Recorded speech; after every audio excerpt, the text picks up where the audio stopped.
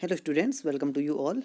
So student, this is the first part of the revision of the chapter The Rise of Nationalism in Europe. जो Europe है आपका वहाँ पर राष्ट्रवाद का उदय. So students, as you studied in this chapter, so this chapter began with the one picture. This picture made by Frederick Sorio. So Frederick Sorio's vision of world. तो देखिए इनका जो विजन था वो क्या था. Frederick Sorio a French artist, एक ये फ्रेंच आर्टिस्ट थे. इन 1848 prepared a series of 4 paints visualizing his dream of world made up a democratic and social republic. तो देखिए इन्होंने 1848 में 4 सीरीज एक तैयार की थी पेंटिंग की. तो वहाँ पर क्या था, इन्होंने एक ऐसे वर्ल्ड का सपना देखा था, उसे इस चित्र में बनाया था जो क्या था, डेमोक्रेटिक और सोशल रिपब्लिक. यानी कि जहाँ पर देखिए इससे पहले बहुत सी कंट्रीज थी, वहाँ पर मोनार्की थी, वहाँ पर को भी सिटीजन्स के लिए कोई भी राइट्स नहीं थे, ना वो अपने रिप्रेजेंटेटिव्स या राजा को चुन सकते थे. बट धीरे धीरे यूरोप में नेशनलिज्म का उदय हुआ और काफ़ी कंट्रीज वहाँ पर फिर डेमोक्रेटिक बनी. The first prints shows the people of Europe. देखिए जो फर्स्ट प्रिंट था उसमें यूरोप के लोग दिखाए गए थे, जो पेंटिंग बनाई गई थी फ्रेडरिक सोरियो द्वारा. And America marching in a long train and offering homage to the statues of liberty as they pass it. और देखिए ये इस पेंटिंग में अलग अलग कंट्रीज़ के लोग गुजर रहे थे और अमेरिका भी उनमें था जो मार्च कर रहा था, और यहाँ पर स्टैचू ऑफ लिबर्टी भी लगी हुई थी जिसे पास कर रहे थे. The torch of enlightenment was carried bye a female figure. और देखिए जो टॉर्च था एनलाइटमेंट का, आपने देखा होगा स्टैचू ऑफ लिबर्टी, तो वो एक फीमेल फिगर द्वारा क्या किया गया था, पकड़ा गया था in one hand, and the charter of the right of man in the other. और दूसरे हाथ में क्या था इस फीमेल फिगर के, एक चार्टर था. चार्टर क्या होता है, एक घोषणा पत्र होता है. जैसे कोई सरकारी आदेश भी होता है वैसे एक घोषणा पत्र होता है. तो ये क्या था, rights of man in the other, यानी कि जिसमें जो मैन थे, जो लोग थे, आदमी थे, उनके जो भी राइट्स होते हैं, उसके अधिकार होते हैं, उसके बारे में घोषणा पत्र लिखा हुआ था. On the earth in the foreground lie the scattered remain of the symbol of absolute institutions. और इसी के सामने यहाँ पर जो स्टैचू था फोरग्राउंड में, वहाँ पर देखिए जो उस समय एब्सोल्यूट इंस्टीट्यूशन थे, उस समय जो निरंकुश उस समय संस्थान थे जो लोगों पर निरंकुशता करते थे, लोगों को कोई अधिकार नहीं देते थे, उनका डिस्क्रिमिनेशन करते थे. तो उनके क्या थे वहाँ पर, उनके पार्ट्स रखे हुए थे, यानी कि पूरी तरह से ध्वस्त पार्ट रखे हुए थे, सेटर्ड रिमेन्स. यानी कि कह सकते हैं कि उन्हें तोड़ कर रखा हुआ था वहाँ पर जितने भी इंस्टीट्यूशन थे, संस्थाएं थी उस समय जहाँ पर निरंकुशता चलती थी. In Sorrieu's utopian vision the people of world are grouped as distinct nations identified through their flags. देखिए इस पिक्चर में अगर आप देखें तो सभी कंट्रीज़ के जितने भी लोग हैं यहाँ पर, सिटीजन्स हैं, सभी अपने अपने कंट्रीज़ का यहाँ झंडा लेकर चल रहे हैं, अपने कंट्री को रिप्रेजेंट कर रहे हैं. And here you can see, यहाँ पर देख सकते हैं स्टैचू भी देख सकते हैं आप यहाँ पर.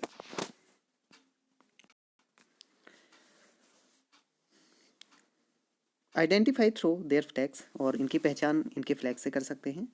एंड नेशनल कॉस्ट्यूम, और जो वहाँ की कॉस्ट्यूम होती है, देखिए हर कंट्री में जो कॉस्ट्यूम है कुछ अलग होती है जिससे उसे उसकी हम पहचान कर सकते हैं. तो उस कॉस्ट्यूम से हम उनकी पहचान कर सकते हैं इस पिक्चर में फ्रेडरिक सोरियो की. The प्रोसेसन was led by the United states and Switzerland. तो देखिए ये जो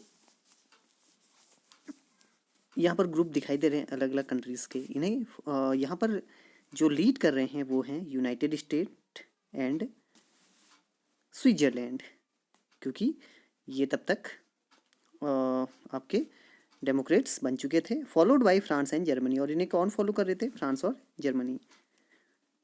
following the German people are people of Austria, और इसके बाद थे ऑस्ट्रिया के, the kingdom of two Sicilies, जहाँ पर जो सिसली थे वहाँ पर राजशाही थी, Lombardy, Poland, England, Ireland, Hungary and Russia. तो देखिए ये सब फॉलो कर रहे थे। फ्रॉम द हेवन्स अबव, ऊपर आप देख सकते हैं स्वर्ग, Christ, saints and angels gaze upon the scene. तो वहाँ पर आप देख सकते हैं जो भी एंजल्स हैं, गॉड हैं, वो सब दिखाई देंगे आपको। यहाँ पर आप देख सकते हैं दे आर गिविंग ब्लेसिंग, अपना आशीर्वाद दे रहे हैं यहाँ पर। आप यहाँ पर देख सकते हैं एंजल्स, जीसस क्राइस्ट भी आप देख सकते हैं। They have been used by the artist to symbolise fraternity among the nations of the world. और देखिए इस तरह जो आर्टिस्ट हैं आपके फ्रेडरिक सॉर्यू, तो उन्होंने एक सिंबलाइज फर्टर्निटी यानी कि एक प्रतीकात्मक भाईचारे को दिखाया है। जो भाईचारा होता है आपस में मिलजुल कर रहने वाला भाईचारा, वो दिखाया है अमंग द नेशंस, जितने भी वहाँ पर कंट्रीज हैं पूरे वर्ल्ड में।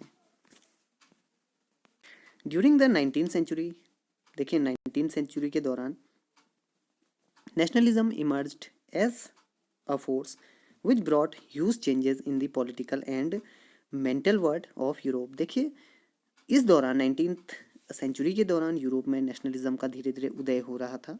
वहाँ के लोगों के मन में एक बात आ रही थी कि जो अब पॉलिटिकल सिस्टम है वो भी यहाँ पर चेंज होना चाहिए, क्योंकि पहले से अधिकतर मोनार्की चलती थी और जो वहाँ के सिटीजन्स होते थे उनके पास कोई राइट्स नहीं होते थे। सो उसके कारण भी ये जो नेशनलिज्म है काफ़ी बड़े पैमाने पर यहाँ पर फैला। The end results of these changes was the emergence of the nation state. और देखिए इन्हीं नेशनलिज्म के जो उदय के बाद जो इमर्ज हुआ नेशनलिज्म, उसके बाद यहाँ की सोसाइटीज़ में भी चेंज हुए, लोगों में भी चेंज हुआ, और इसी के साथ उदय हुआ नेशन स्टेट का, राष्ट्र राज्यों का। The French revolution and the idea of nation. अब देखिए French revolution in the in previous class 9th you have studied this. French revolution आपने पढ़ा होगा वहाँ पर, बर्बन फैमिली वाला, जिसमें लुइस 16 ने क्या किया था वहाँ पर, जब वे किंग बने थे फ्रांस के, तो उन्होंने वहाँ पर क्या किया, बहुत सारे टैक्स वो बढ़ा रहे थे। वहाँ का जो सोसाइटी थी 3 स्टेट्स में बटी हुई थी। तो आपको पता होगा कि वहाँ पर लोगों ने क्या किया, रेवोल्यूशन शुरू किया, और आफ्टर ऑल वहाँ पर आपकी एक कॉन्स्टिट्यूशन बना, लोगों को राइट्स मिले वोट देने के। तो वहीं से ये नेशनलिज्म का आइडिया शुरू हुआ था। इसीलिए बाकी कंट्रीज में भी ये आइडिया धीरे धीरे फैलने लगा। In 1789, as you know, nationalism came with French Revolution, and the political and constitutional changes led to the transfer of sovereignty from the monarchy to a body of French citizen। तो देखिए आपको पता होगा, आपने पढ़ा था इन क्लास 9th कि 1789 में यहाँ पर नेशनल ये फ्रेंच रेवोल्यूशन हुआ और काफ़ी पॉलिटिकल और कॉन्स्टिट्यूशनल चेंजेस हुए, वहाँ पर कॉन्स्टिट्यूशन का निर्माण हुआ वहाँ पर, और जो मोनार्की थी यानी कि जो आपका वहाँ राजशाही चलती थी लुइस 16 की, बॉर्बन फैमिली की, तो वो भी वहाँ पर चेंज हुई और लोगों को वहाँ पर अधिकार मिले। Various measures and practices were introduce such as the ideas of la पार्टी, the fatherland and the citoyen, the citizen. ये देखिए फ्रेंच वर्ड है। A new French flag, the tricolour, was chosen to replace the former one. और देखिए वहाँ पर काफ़ी changes हुए सोसाइटी में, और साथ ही देखिए जो फ्रेंच फ्लैग था वो भी चेंज हुआ। अब ट्राई कलर का फ्रेंच फ्लैग यहाँ पर इंट्रोड्यूस हुआ, और पहले जो वहाँ पर फ्लैग चलता था वो मोनार्की को रिप्रेजेंट करता था। Democracy destroyed in France bye Napoleon. देखिए जो डेमोक्रेसी है आपने पढ़ा था क्लास 9th में कि जो नेपोलियन थे, after rise of Napoleon democracy destroyed हो गई थी, ख़त्म हो गई थी वहाँ पर। And the civil code of 1804, और उसके बाद क्या है आपका civil code of 1804 known as Napoleonic code. इसे नेपोलियनिक कोड कहते थे क्योंकि नेपोलियन ने इसे चलाया था। Did away all the privileges based on birth. तो इन्होंने क्या किया, देखिए जितने भी प्रिविलेजेस थे जो बर्थ से रिलेटेड थे, जन्म से, establish equality before the law, और साथ ही इन्होंने इस्टेब्लिश की इक्वलिटी बिफोर द लॉ, यानी कि कानून के सामने अब सभी बराबर थे under the Napoleonic code. And secured the right to property, और इन्होंने सिक्योर किया राइट टू प्रॉपर्टी को। The making of nationalism in Europe. अब देखिए यूरोप में कैसे नेशनलिज्म बना, कैसे ये फैला। Germany, Italy and Switzerland were divided into kingdoms.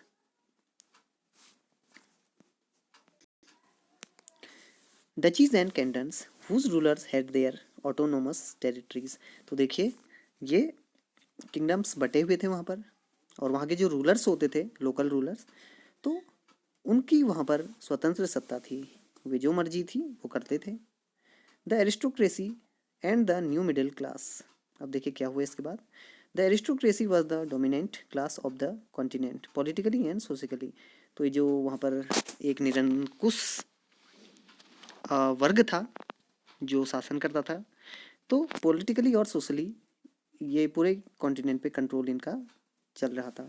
The majority of the population was made up of the pageantry. तो अधिकतर जो पॉपुलेशन थी उस समय यूरोप में, उसमें ज़्यादातर किसान ही थे, कृषक वर्ग थे। Industrialisation began in England in the second half of the 18th century. और उसके बाद पता होगा आपको कि जो इंग्लैंड है वहाँ पर second half of the 18th century में क्या हुआ, इंडस्ट्रियलाइजेशन शुरू हुआ, बड़ी बड़ी फैक्ट्रीज बनने लगी साइंस और टेक्नोलॉजी के द्वारा। New social groups came into being. और इससे क्या हुआ, देखिए पहले तो बहुत ज़्यादा वहाँ पर पॉपुलेशन क्या थी, पेजेंट्री, जो खेती किसानी क्या करती थी, लेकिन जब इंडस्ट्रीज शुरू हुई तो कुछ नए ग्रुप्स भी यहाँ पर सोशल ग्रुप उभरे। वो कौन थे, working class population and middle class made up of industrialists. देखिए कुछ वर्किंग क्लास और कुछ मिडिल क्लास लोग क्या बने, इंडस्ट्रियलिस्ट बने, बिजनेसमैन बने और प्रोफेशनल बने। What did liberal nationalism stand for.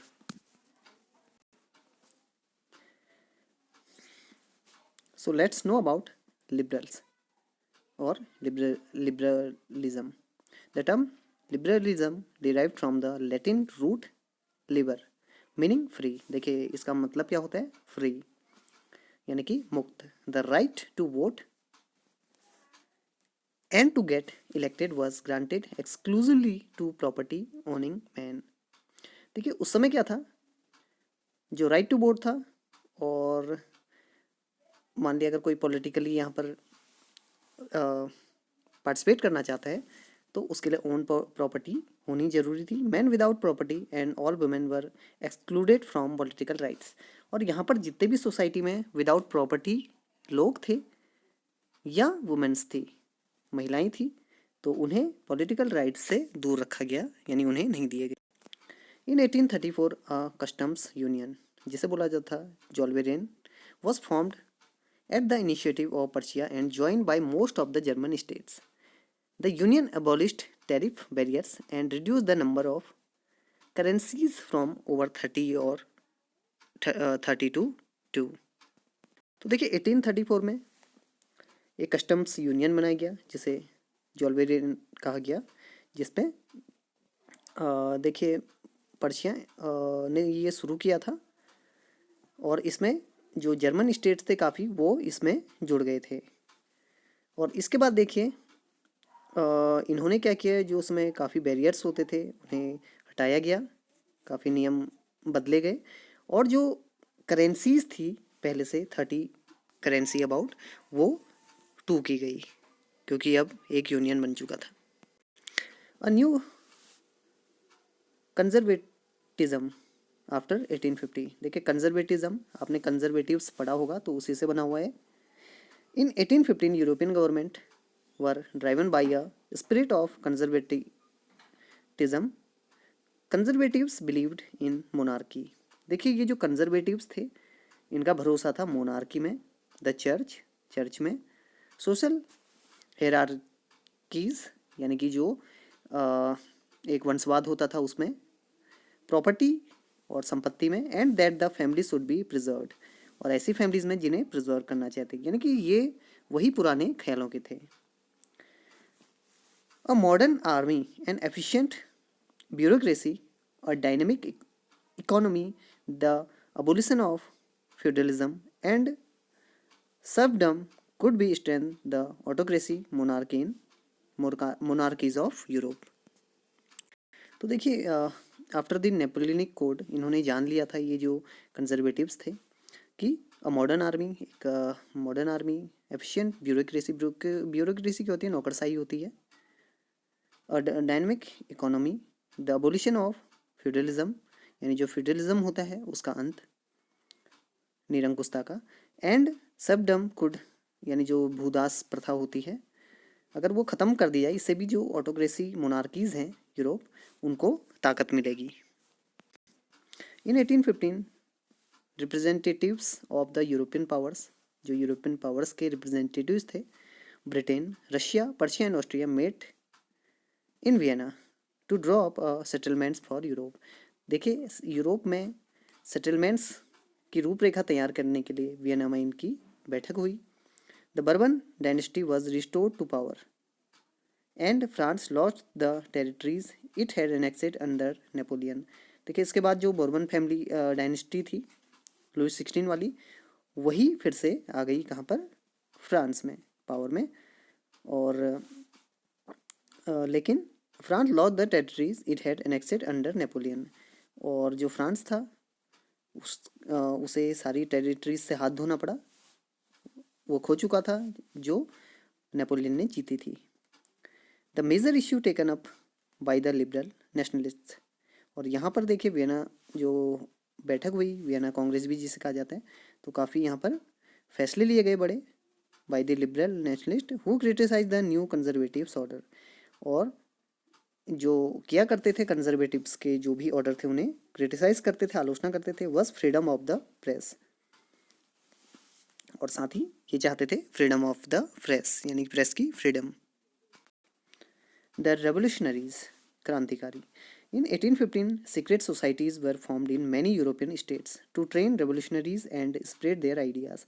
देखिए 1815 में क्या हुआ, यूरोप की कई सोसाइटीज़ में कुछ ये रेवोल्यूशनरीज यहाँ पर ट्रेन किए गए ताकि रेवोल्यूशनरीज आइडियाज़ फैलें। रेवोल्यूशनरी अपोज्ड मोनार्कियल फॉर्म, और ये सभी वही राजतंत्र को क्या करते थे, अपोज करते थे, उसका विरोध करते थे।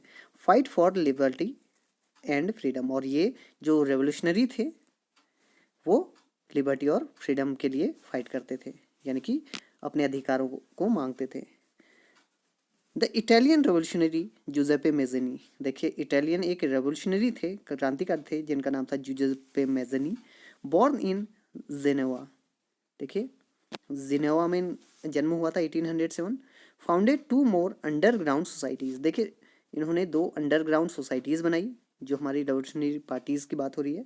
एक था फर्स्ट यंग इटली इन मार्सेल्स, तो क्या था, young Italy. Secondly, he founded Young Europe in Bern, whose members were like-minded young men from Poland, France, Italy and German states। और दूसरा इन्होंने क्या किया, young Europe, young Italy and young Europe. तो young Europe में क्या थे, इसमें जो ज़्यादातर मेंबर्स थे वो यंग मैन थे, और कहाँ से आए, बिलोंग करते थे, Poland, France, Italy and German states. So students, first part of revision of this chapter ends here. I hope you understood it well. So we will continue this revision in the next video. Till then, bye.